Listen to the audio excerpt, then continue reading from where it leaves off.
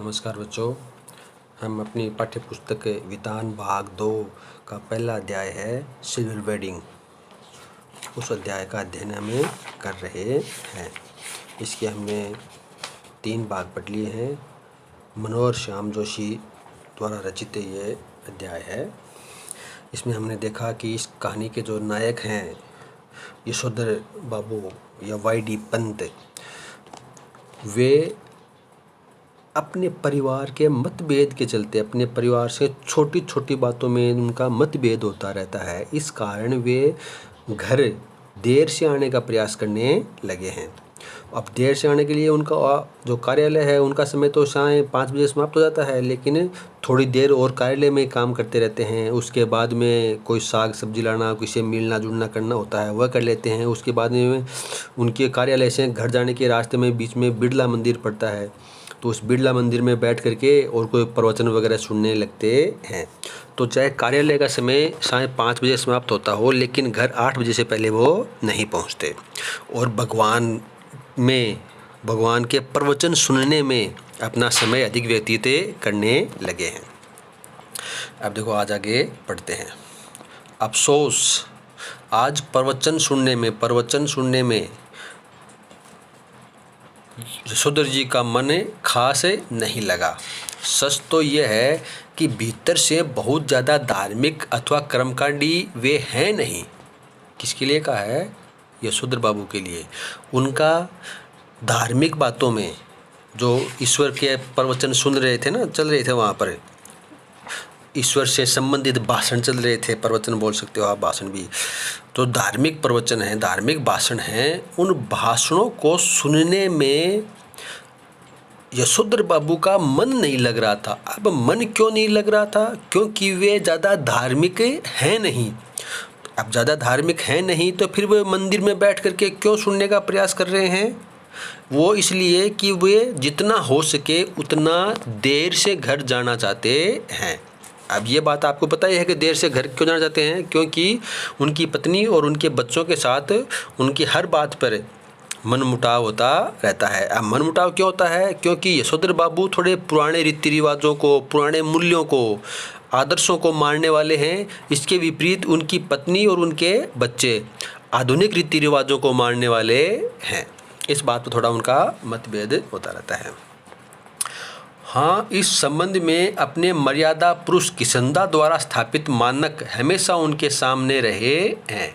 यानी उनके जो आदर्श पुरुष हैं, आदर्श पुरुष कौन है? उनके गुरु किशनदा।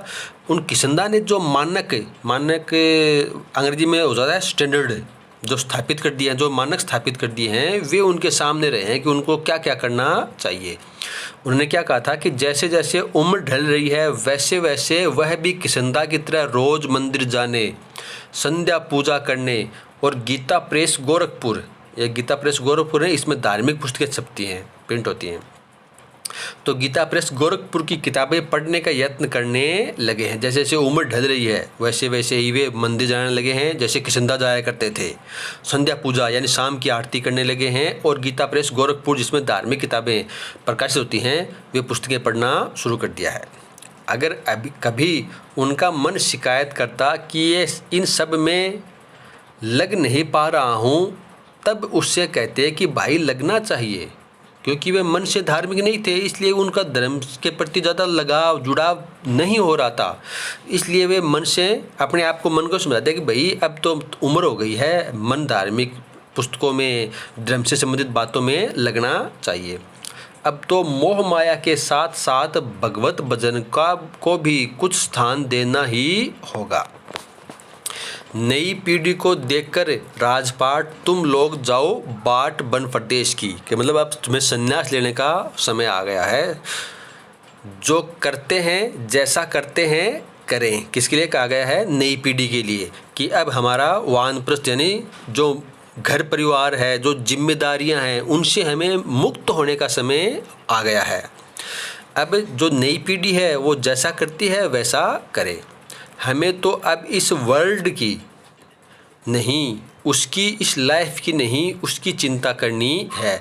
अब जो नए के लिए कहा गया है वर्ल्ड, कि जो नया संसार है, उनकी जो नई लाइफ है, उनका नया जीवन है, उसकी चिंता हमें नहीं करनी है। हमें तो अब इस वर्ल्ड की नहीं, उसकी इस लाइफ की नहीं, उसकी चिंता करनी है कि हमें उनकी वर्ल्ड की और उसकी लाइफ की चिंता नहीं करनी है, सिर्फ अपनी ही चिंता करनी है कि हम किस प्रकार उन्हें उनकी जिम्मेदारियां सौंप सकते हैं।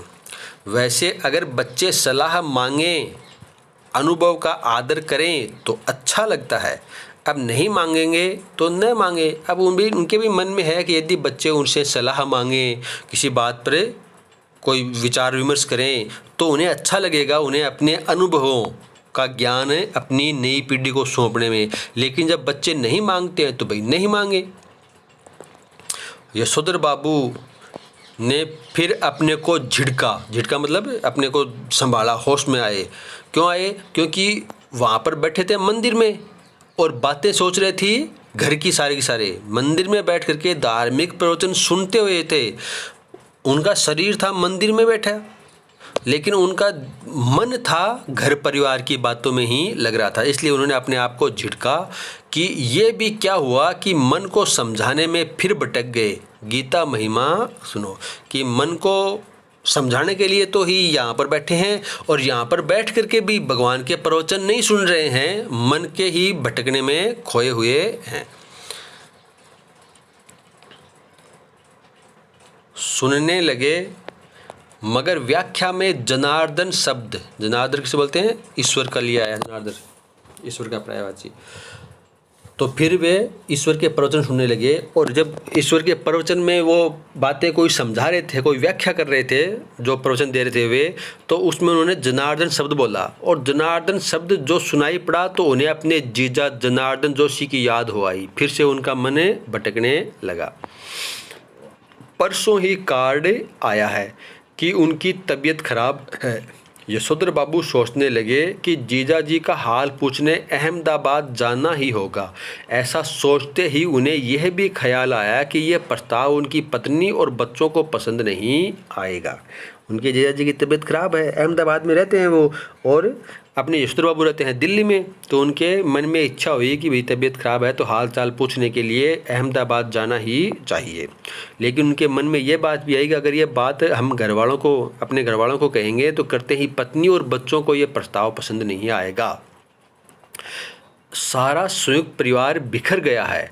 पत्नी और बच्चों की धारणा मतलब सोच है, विचार है कि इस बिखरे परिवार के प्रति यशोधर जी का एक तरफा लगाव आर्थिक दृष्टि से सर्वथा मूर्खतापूर्ण है। कि अब संयुक्त परिवार था, वह संयुक्त परिवार नहीं रहा है, सब अलग अलग हो गए हैं और उस परिवार के प्रति एक तरफा लगाव, यानी परिवार वाले यशोधर बाबू के प्रति इतना प्रेम प्रदर्शित नहीं करते हैं जितना कि यशोधर बाबू अपने परिवार के प्रति प्रेम प्रदर्शित करते हैं। और यह प्रेम आर्थिक दृष्टि से, पैसे की दृष्टि से एकदम मूर्खतापूर्ण है, यानी पैसे की बर्बादी है और कुछ भी नहीं है। अपने परिवार के प्रति इतना अधिक लगाव रखना। यशोधर जी खुशी गम, यानी खुशी के और गम दुख के हर मौके पर रिश्तेदारों के यहाँ जाना जरूरी समझते हैं। चाहे कोई उनकी से जुड़ी हुई, परिवार से जुड़ी हुई कोई दुख की घटना हो तो भी वहाँ पर जाकर के उन्हें सांत्वना देना चाहते हैं, और चाहे वो किसी खुशी की बात हो तो भी वहाँ जाकर के उन्हें बधाई देना चाहते हैं अपने परिवार से। वह चाहते हैं कि बच्चे भी पारिवारिकता के प्रति उत्साही हो, अपने परिवार के प्रति जो जिम्मेदारियां हैं उनके प्रति उत्साही हो। लेकिन बच्चे क्रुद्ध ही होते हैं, बच्चों को गुस्सा ही आता है। अभी उस दिन हद हो गई। कमाऊ बेटे मतलब जो कमाने वाला है, उस बेटे ने ये कह दिया कि आपको बुआ को भेजने के लिए पैसे मैं तो नहीं दूंगा।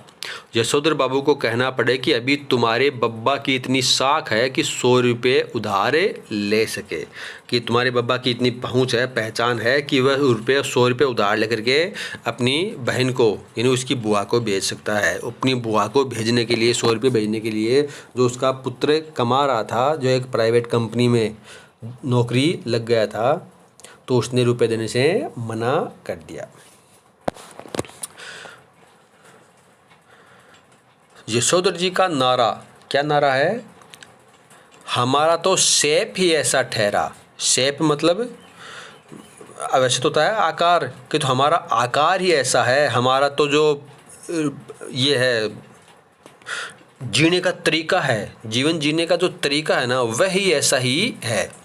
हमें तो यही परंपरा विरासत में मिली है। इस नारे से उनकी पत्नी बहुत चिढ़ती है। पत्नी का कहना है और सही कहना है। तो उनका ना हमारा तो शेप है, हमारा तो शेप मतलब जो आकार है, जो जीवन जीने का जो तरीका है ना वह ऐसा ही है। अब जो जीवन जीने का तरीका है वह है, उससे भी उनकी पत्नी नाराज़ है। और नाराज़ क्यों है? देखो, यशोधर जी का स्वयं का देखा हुआ कुछ है नहीं। माँ के मर जाने के बाद छोटी सी उम्र में गांव छोड़कर अपनी विधवा बुआ के पास अल्मोड़ा, उत्तराखंड का शहर, उसमें आ गए। बुआ का कोई ऐसा लंबा चौड़ा परिवार तो था नहीं जहाँ की यशोधर जी कुछ देखते और परंपरा के रंग में रंगते। मैट्रिक पास करते ही दिल्ली आ गए और यहाँ रहे कुंवारे कृष्णानंद जी के साथ। कुंवारे की गृहस्थी मतलब गृहस्थी में देखने को क्या होता है, क्या है? पत्नी आग्रहपूर्वक कहती है कि कुछ नहीं, तुम अपने उन किसिंदा के मुंह से सुनी सुनाई बातों को अपनी आंखों देखी यादें बना डालते हो। किसिंदा को जो भी मालूम था वह उनका पुराने गंवई गांव के लोगों से सीखा हुआ ठहरा। दिल्ली आकर उन्होंने घर परिवार तो बसाया नहीं जो जान पाते कि कौन से रिवाज निभ सकते हैं और कौन से नहीं। पत्नी का कहना है कि किसिंदा तो थे ही जन्म के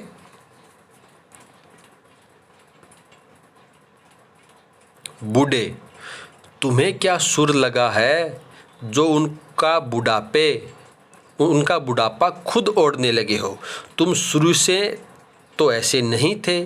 शादी के बाद मैंने तुम्हें देख जो क्या नहीं रखा है। हफ्ते में 2-2 सिनेमा देखते थे, गज़ल गाते थे, गज़ल हुई और सहगल के गाने। अब देखो यशोधर की पत्नी क्या कहती है? उनकी पत्नी कहती है कि तुमने जो कुछ भी सीखा है ना, जो कह रहे हो ना हमारा तो शेप ही ऐसा ठहरा, तो तुम्हारा शेप ऐसा नहीं है।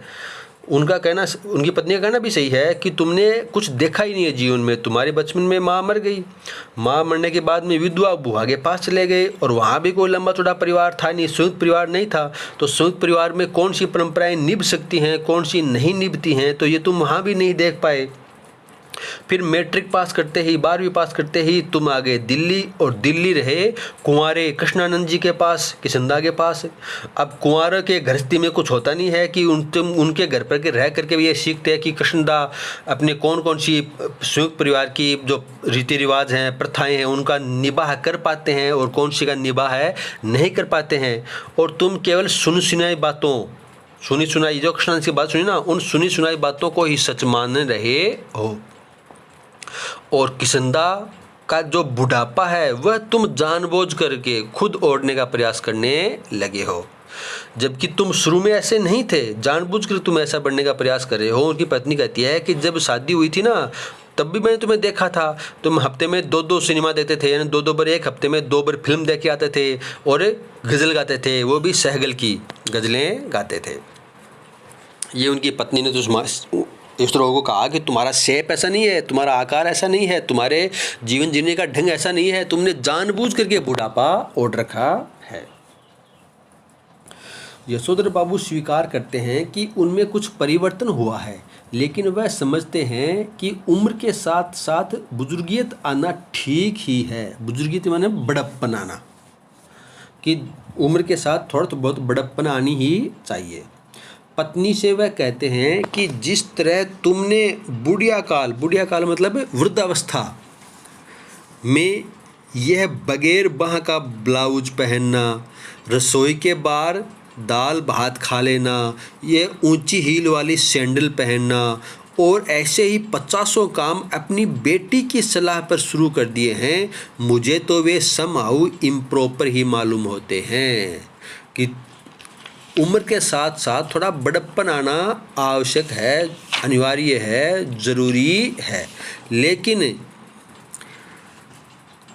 तुम अपनी बेटी के कहने पर वृद्धावस्था काल में भी बिना बाँह की ब्लाउज पहनती हो, रसोई से बाहर आकर के खाना खा लेती हो, ऊंची हील की सैंडल पहनती हो और ऐसी प्रकार के और भी 50 काम हैं जो तुम करते हो, वे क्या हैं? सम हाउ इम्प्रॉपर, वह थोड़ा अनुचित ही किसंदा को लगता है।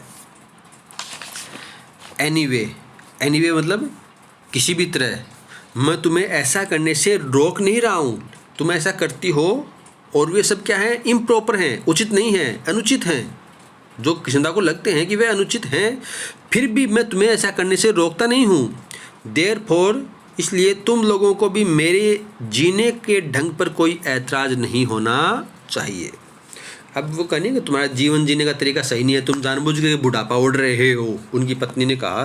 तो इसके लिए वे कह रहे हैं कि उम्र के साथ साथ थोड़ा बड़प्पन आना ही चाहिए। अब तुम उम्र में तो वृद्धावस्था में हो रही हो, लेकिन जो कार्य कर रही हो युवावस्था वाले, तो ये मुझे तो उचित नहीं लगते हैं, फिर भी मैं तुम्हें ये करने से नहीं रोकता हूँ। इसलिए तुम्हें भी मेरे जीवन जीने के ढंग पर कोई ऐतराज़ नहीं करना चाहिए। यशोधर बाबू को धार्मिक प्रवचन सुनते हुए भी अपना पारिवारिक चिंतन में ध्यान डूब रहना अच्छा नहीं लगा। अब देखो क्या कहा है कि धार्मिक प्रवचन सुन रहे हैं, बिरला मंदिर के प्रांगण में बैठ करके और किसी साधु महात्मा के प्रवचन सुन रहे हैं, लेकिन दिमाग कहाँ पर है? पारिवारिक चिंतन में ही डूबा हुआ है कि पत्नी क्या कहती है, परिवार में क्या हुआ है, उनके जीजा जनार्दन जी का कार्ड आया था, मतलब खत आया था, पर पत्र आया था कि उनकी तबीयत ठीक नहीं है, वहाँ जाना है, वहाँ जाएंगे तो जाने के परिवार में कहेंगे तो कहते ही उनकी पत्नी और बच्चे किस प्रकार का व्यवहार करेंगे, इन बातों में उनका मन खोया हुआ है। जबकि इन बातों से दूर रहने के लिए ही वे मंदिर के प्रांगण में बैठ करके और उनका प्रवचन सुनने का प्रयास कर रहे हैं, फिर भी उनका मन पारिवारिक चिंतन में ही डूबा हुआ है। और क्यों डूबा हुआ है? क्योंकि वे मन से धार्मिक हैं नहीं, मन से धार्मिक नहीं है, जबरदस्ती अपने आप को धार्मिक बनने का प्रयास कर रहे हैं। क्यों कर रहे हैं? क्योंकि वह अधिक से अधिक समय घर से बाहर व्यतीत करने का प्रयास करते हैं। सुबह शाम संध्या करने के बाद, संध्या मतलब शाम की आरती करने के बाद वह जब थोड़ा ध्यान लगाने की कोशिश करते हैं, तब भी मन किसी तरह परम सत्ता यानी ईश्वर में नहीं, इसी परिवार में लीन डूबा रहता है। यशोधर जी चाहते हैं कि ध्यान लगाने की सही विधि सीखें कि एकदम ध्यान लगाने की सही तरीका क्या है। साथ ही वह अपने से भी ये कहते हैं कि परहैप्स शायद ऐसी चीज़ रिटायर होने के बाद का ही समय ही प्रॉपर ठहरा, यानी ईश्वर में ध्यान लगाने का जो शायद सबसे प्रॉपर समय है, प्रॉपर मतलब उचित समय है, वह रिटायर होने के बाद है, क्योंकि उनका ध्यान अभी नहीं लगता है, अभी उनका मन ध्यान परिवार की बातों में ही लगा रहता है। इसलिए वे अपने आप को समझाते हैं कि शायद ईश्वर में लीन होने का, ईश्वर के संबंधित बातों में अपना ध्यान लगाने का एकदम सही समय रिटायरमेंट होने का बाद के ही है। वानप्रस्थ के लिए प्रेस्क्राइब्ड ठहरी ये चीज़ें, वानप्रस्थ मतलब वानप्रस्थ आश्रम के लिए निर्धारित हैं ये चीज़ें, प्रेस्क्राइब्ड होती हैं निर्धारित करना। वानप्रस्थ के लिए यशोधर बाबू का अपने पुश्तैनी गांव जाने का इरादा है, रिटायर होकर, far from the madding crowd. Far मतलब दूर, फ्रॉम मतलब से, मेडिंग क्राउड मतलब इस पागल भीड़ से दूर जा कर के अपने पुश्तैनी गांव में रहने का इरादा यशोधर बाबू का है कि अपना रिटायरमेंट होने के बाद में, यानी जो पहले मानते हैं कि वानप्रस्थ आश्रम घर परिवार से संन्यास लेकर के वान में जाने का, तो वे अपना चाहते हैं कि मैं रिटायर हो जाऊँगा तो इस पागल भीड़ से दूर अपने पुश्तैनी घर जा कर के ही रहूँगा।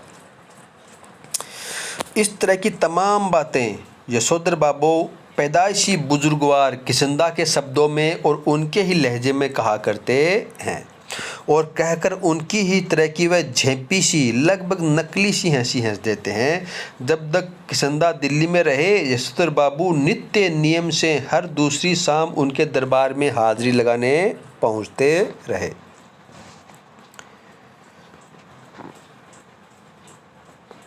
चलो आज इतना ही पढ़ेंगे,